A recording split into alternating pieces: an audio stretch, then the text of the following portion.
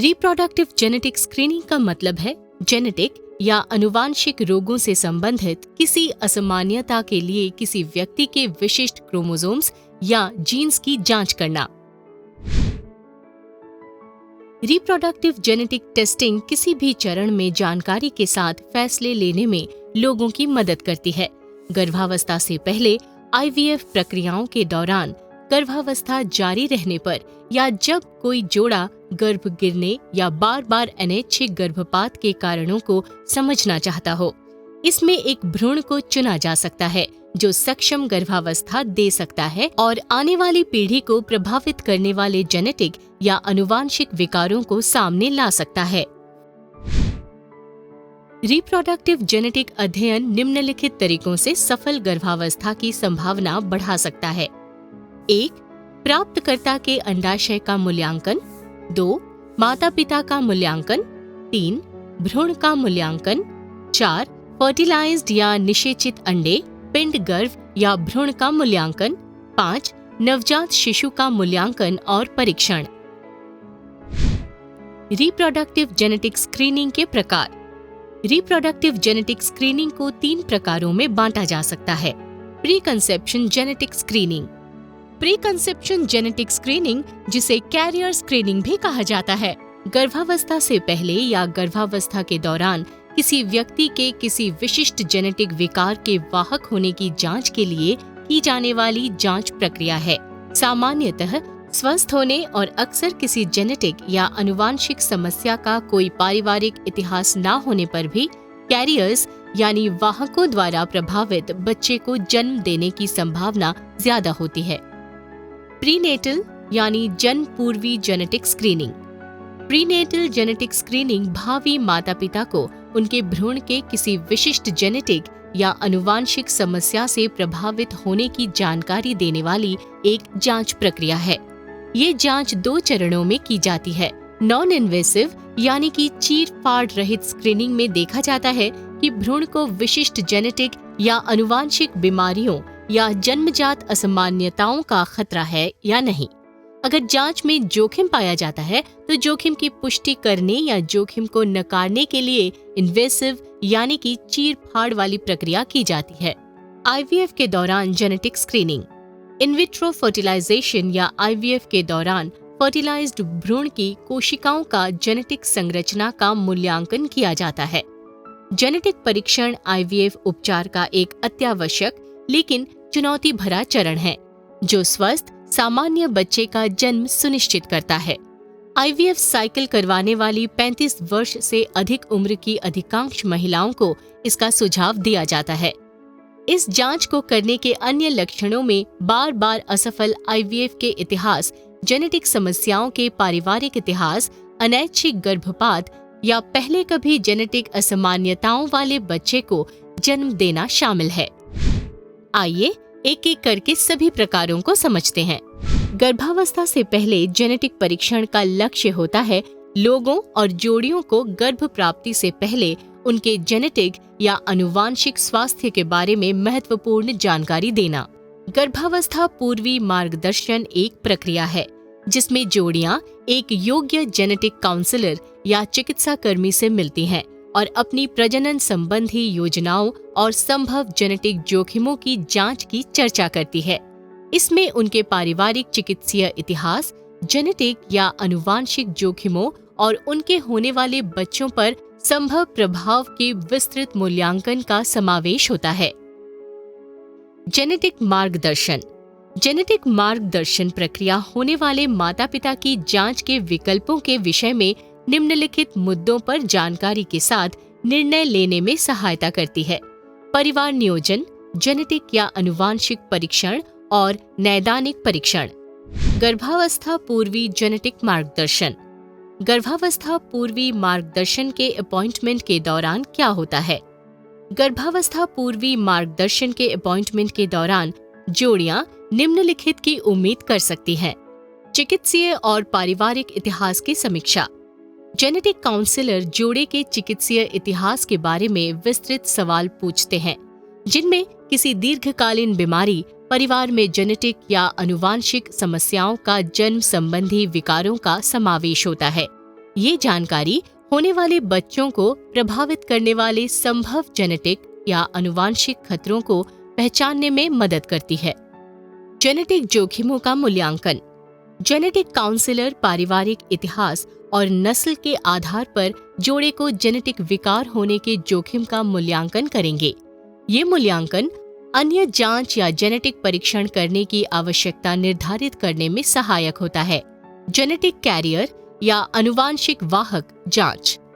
मूल्यांकन के आधार पर जेनेटिक काउंसलर एक या दोनों साथियों के लिए विशिष्ट जेनेटिक परीक्षणों का सुझाव दे सकते हैं।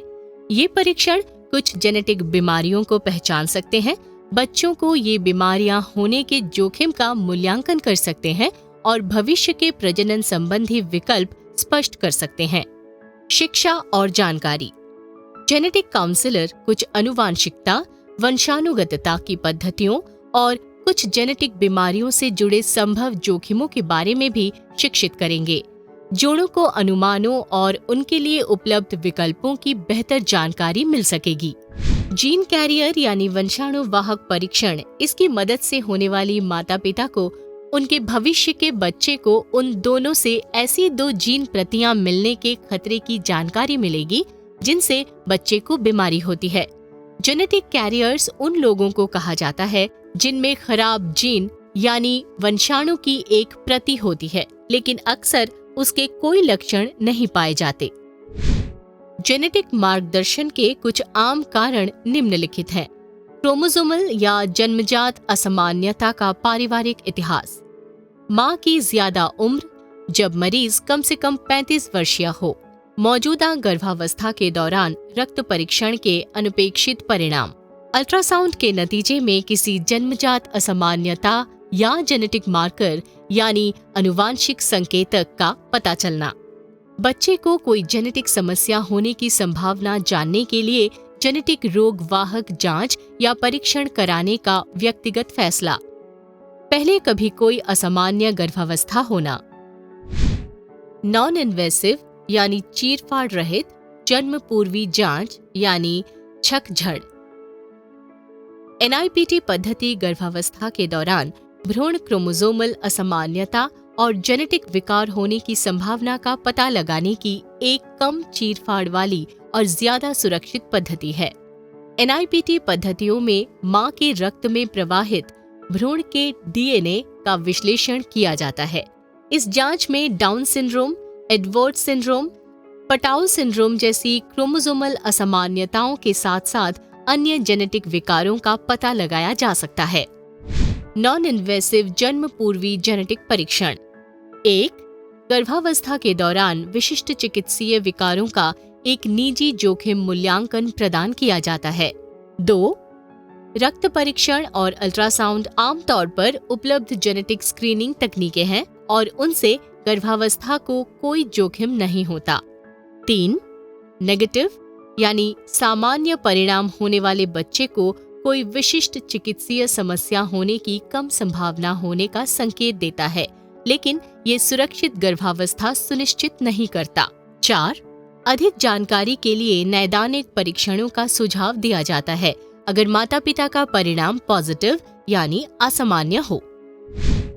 जन्म पूर्वी जेनेटिक परीक्षण। क्रोमोसोमल असामान्यताओं का जेनेटिक विकारों की पहचान की पुष्टि के लिए नैदानिक परीक्षण किए जाते हैं। ये परीक्षण अक्सर गर्भावस्था की दूसरी तिमाही के दौरान किए जाते हैं। एमनियोसेंटेसिस। इन परीक्षणों में क्रोमोसोमल असामान्यताओं या जेनेटिक विकारों की जांच के लिए भ्रूण के आसपास से एमनियोटिक फ्लूइड यानी उल्बीय द्रव का छोटा नमूना लेने का समावेश होता है। Chorionic villus sampling CVS। इस परीक्षण में गर्भनाल के टिश्यू यानी ऊतक का छोटा नमूना लेने और क्रोमोसोमल असामान्यताओं या जेनेटिक विकारों की जांच के लिए भ्रूण कोशिकाओं के विश्लेषण का समावेश होता है। IVF के दौरान जेनेटिक परीक्षण। IVF चेक के दौरान फर्टिलाइज्ड यानी निषेचित पिंड गर्भ को गर्भाशय में स्थानांतरित करने से पहले जेनेटिक परीक्षण करने का सुझाव दिया जाता है। IVF चक्र के दौरान 5 महत्वपूर्ण प्रकार के जेनेटिक परीक्षणों का सुझाव दिया जाता है। एक PGT-A जिसका मतलब है pre implantation genetic testing aneuploidy यानी असामान्यता। 2 PGT-M जिसका मतलब है pre implantation genetic testing monogenic. 3 PGT-SR जिसका मतलब है pre implantation genetic testing structural rearrangement जिसका मतलब है संरचनात्मक पुनर्विन्यास। 4 ERA जिसका मतलब है एंडोमेट्रियल रिसेप्टिविटी एनालिसिस यानी अंतर्गर्भाशय प्राप्ति विश्लेषण। 5 मिसकैरेज स्क्रीनिंग जो कि CMA, WES, CES द्वारा गर्भावस्था के जेनेटिक परीक्षणों का एक उत्पाद है। PGT-A pre implantation genetic testing aneuploidy भ्रूण में एन्यूप्लॉइडी या सांख्यिक क्रोमोसोमल असामान्यताओं का पता लगाने के लिए की जानकारी वाली एक जेनेटिक जांच। बच्चेदानी में प्रत्यारोपित किए जाने से पहले भ्रूण इस परीक्षण से गुजरते हैं। एक IVF उपचार चक्र के दौरान तैयार हुए हर भ्रूण का विश्लेषण करके चुनकर प्रत्यारोपण करने की प्रक्रिया द्वारा क्रोमोसोमल एन्यूप्लॉइडी से मुख्य भ्रूण को पहचानना संभव है। इसके कारण प्रति प्रत्यारोपण गर्भ गिरने की दरें घटी हैं, जबकि गर्भावस्था की दरें बढ़ी हैं। PGT-M pre implantation genetic testing monogenic इसमें थैलेसीमिया, हिमोफीलिया और मांसपेशियों की विकृति के कुछ प्रकार जैसी विशिष्ट मोनोजेनिक बीमारियों के लिए भ्रूण की जांच का समावेश होता है। इन बीमारियों का इतिहास रखने वाले या इन बीमारियों से प्रभावित बच्चे को जन्म दे चुके जोड़ों के लिए अप्रभावित बच्चे को जन्म देना लाभकारी होता है। असिस्टेड रिप्रोडक्टिव टेक्नोलॉजी द्वारा विकसित प्रत्येक भ्रूण की जांच इस विशिष्ट मोनोजेनिक रोग के लिए की जाती है। बीमारियों से मुक्त बच्चे के जन्म के लिए सिर्फ अप्रभावित या स्वस्थ भ्रूण प्रत्यारोपित किए जाते हैं। PGT-SR pre implantation genetic testing structural rearrangement chromosomal पुनर्विन्यास जेनेटिक सामग्री को रखने वाली संरचनाएं सामान्य आकार या व्यवस्था में न होना से पीड़ित लोगों की जांच PGT-SR pre implantation genetic testing structural rearrangement द्वारा की जाती है। इन लोगों में भ्रूण का विकास असंतुलित क्रोमोसोम संरचना के साथ होने की संभावना होती है। ये अक्षम भ्रूण कई बार गर्भपात होने का कारण बन सकते हैं। PGT-SR इस प्रकार के विशिष्ट पुनर्विन्यास के लिए भ्रूण की पहचान करके स्थानांतरण के लिए स्वस्थ भ्रूण चुनने में सहायक हो सकता है। ERA और endometrial receptivity analysis option ERA यानी एंडोमेट्रियल रिसेप्टिविटी एनालिसिस ये एक जांच है जो IVF साइकिल के दौरान भ्रूण के स्थानांतरण के लिए सबसे अच्छे दिन की पहचान करती है। एंडोमेट्रियल बायोप्सी प्राप्त करने के लिए आपके IVF या फ्रोजन एम्ब्रियो ट्रांसफर या FET साइकिल से पहले डॉक्टर एक नमूना एम्ब्रियो ट्रांसफर साइकिल करते हैं। महिला की एंडोमेट्रियल लाइनिंग यानी गर्भाशय भित्ति का एक छोटा नमूना निकालकर आणविक विश्लेषण के लिए प्रयोगशाला में भेजा जाता है, जिससे पता चलता है कि भविष्य के ट्रांसफर साइकिल में भ्रूण प्रत्यारोपण का प्रयास कब करना चाहिए। गर्भपात के बाद क्रोमोसोमल असामान्यताओं की जांच बार बार गर्भ गिरने की समस्या यानी कि 2 या उससे अधिक गर्भपात हो जाने की स्थिति से पीड़ित जोड़ों में मिसकैरेज स्क्रीनिंग की जाती है। अधिकांश गर्भपात क्रोमोसोमल असामान्यताओं के कारण होते हैं, इसलिए गर्भावस्था उत्पाद यानी POC विशेषत गर्भपात के जेनेटिक या आनुवांशिक कारण की पुष्टि करता है। अगर आप कई बार गर्भपात का सामना कर चुके हैं तो POC की जांच न सिर्फ इसके कारणों का पता लगाने में आपकी मदद करती है, बल्कि साथ ही भविष्य में गर्भावस्था की संभावना बढ़ाने के लिए उपलब्ध जानकारी भी प्रदान करती है। झझऊ POC का मतलब है अंडे और स्पर्म यानी शुक्राणु के युग्म का उत्पाद।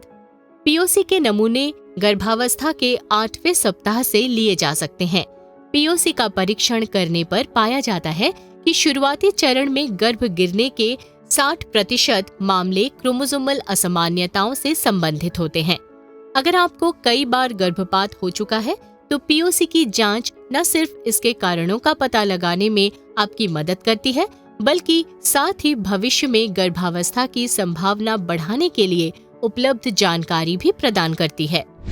भ्रूण की मृत्यु या गर्भपात के क्रोमोसोमल कारणों की पहचान के लिए जेनेटिक परीक्षण तकनीकों में निम्नलिखित शामिल हैं। कैरियोटाइपिंग। कैरियोटाइपिंग एक जेनेटिक जांच पद्धति है जो गर्भ गिरने के बाद गर्भ उत्पाद में एन्यूप्लाइडिस यानी क्रोमोसोम की संख्या में असामान्यता और बड़े पैमाने पर क्रोमोसोमल संरचनात्मक असामान्यताओं की पहचान करता है। Chromosomal microarray (CMA). Chromosomal microarray (CMA) एक जेनेटिक यानी आनुवांशिक जांच है जो गर्भ उत्पाद में गर्भ गिरने के संभव जेनेटिक कारणों का पता लगाने के लिए जेनेटिक सामग्री की मामूली अनुपस्थिति या दोहराव का पता लगाती है, जिन्हें कॉपी नंबर वेरिएशन CNVS कहा जाता है। क्लिनिकल एक्सोम सीक्वेंसिंग CES एक जेनेटिक जांच पद्धति जो जीनोम के एक्सॉन्स नामक प्रोटीन कोडिंग क्षेत्रों की जांच करती है ताकि जीन्स यानी वंशाणुओं में गर्भपात या अन्य जेनेटिक विकारों से संबंधित अंतरों का पता लगाया जा सके। इसका इस्तेमाल गर्भ उत्पाद में गर्भपात के संभव जेनेटिक कारणों की पहचान करने के लिए किया जा सकता है। CES संपूर्ण एक्सोम सीक्वेंसिंग WES का एक उप समुच्चय है। होल एक्सोम सीक्वेंसिंग WES एक विस्तृत जांच पद्धति जो जीनोम के पूरे प्रोटीन कोडिंग भाग की जांच करती है ताकि गर्भ उत्पाद में गर्भपात के संभव जेनेटिक कारणों की पहचान की जा सके।